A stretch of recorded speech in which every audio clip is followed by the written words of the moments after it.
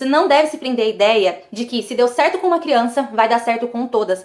Não é assim que funciona. Então vou citar um exemplo aqui pra você. Uma vez aconteceu comigo de eu atender uma criança, que ela tinha uma série de questões sensoriais.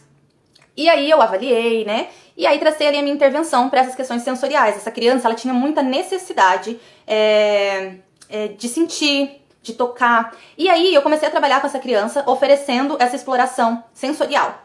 E aí essa necessidade da criança explorar, colocar muitas coisas na boca, foi sendo amenizada por conta dessa outra exploração que ela estava tendo dentro dos atendimentos focados nessa parte sensorial. E aí o que aconteceu? Pouco tempo depois, aconteceu de eu atender uma outra criança com uma necessidade muito parecida.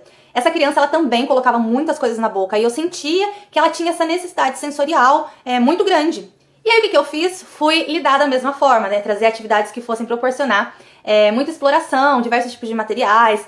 Porém, com essa segunda criança, eu não consegui. Porque essa criança, ela tinha outras habilidades que estavam em atrasos, né? No caso, eu estou falando com vocês de 2 crianças autistas, tá bom? E as 2 crianças tinham habilidades em atraso muito diferentes. No caso da primeira criança, ela não tinha nenhum tipo de dificuldade, ou melhor, ela tinha um tipo de dificuldade, mas era menor, envolvendo a atenção compartilhada. Então eu conseguia levar algo para essa criança e ela tinha interesse em explorar, em conhecer. A segunda criança, eu já não tinha, ela não tinha desenvolvido essa habilidade ainda de atenção compartilhada. Então o que acontecia? Quando eu chegava com uma proposta para ela sensorial, ela não tinha interesse em manusear, em conhecer. E aí eu falei, nossa, né? Olha pra você ver como que a gente pensa muitas vezes que uma coisa que deu certo vai dar certo ali com outra. E não é assim.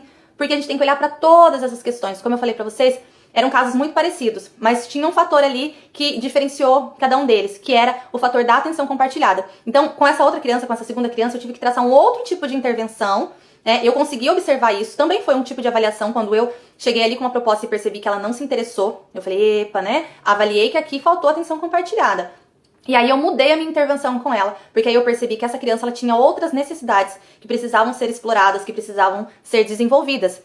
Então segue meu exemplo aí pra vocês, que o que serve pra um nem sempre serve pra outro, porque a gente tem que respeitar ali as diferenças de cada criança, de cada caso, e entender que não é receita de bolo, que a gente precisa se adequar ali às necessidades de cada um.